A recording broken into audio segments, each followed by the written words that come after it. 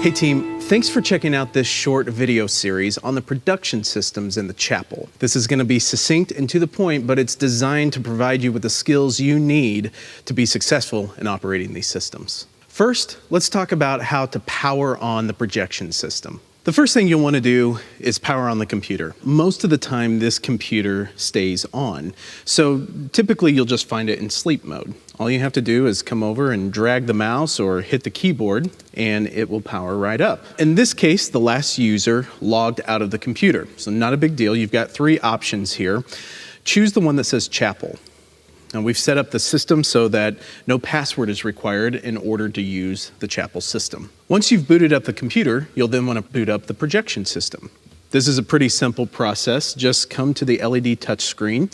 If it's blank, just wave your hand in front of it, and it'll sense that there's movement. And then it says touch anywhere to begin using the video system. So just press in the middle, and the system will boot up. During this process, the main projector will boot up. You'll see a logo from Sony appear on the screen, and the LED confidence monitor in the back of the room will boot up. For neither device do you have to use a remote. All of it's controlled from this LED touch panel. While the system's booting up, you'll also want to prep the screen for your event. Behind the secondary monitor, you'll see a switch. All you have to do is reach back, flip the switch, and the screen begins to lower. Once it's reached the bottom, everything will disconnect, and you'll be ready to use the screen.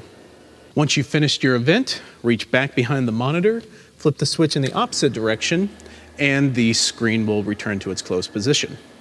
Once the system finishes booting up, you'll then need to route your signal. Start by selecting the input Mac 1 and route it to the output projector. You'll then want to select Mac 2 and route it to the output LED TV.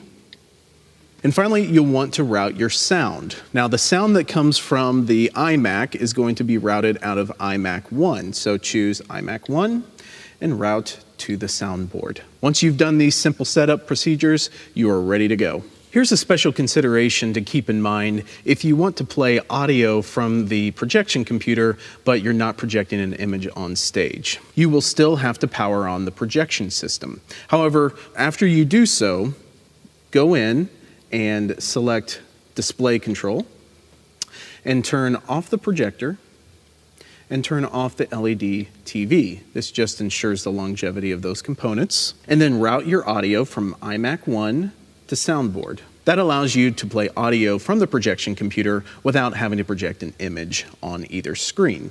When your event is finished, come back to the LED control panel, select System Off, and you'll get a message that says, do you want to turn on the system off?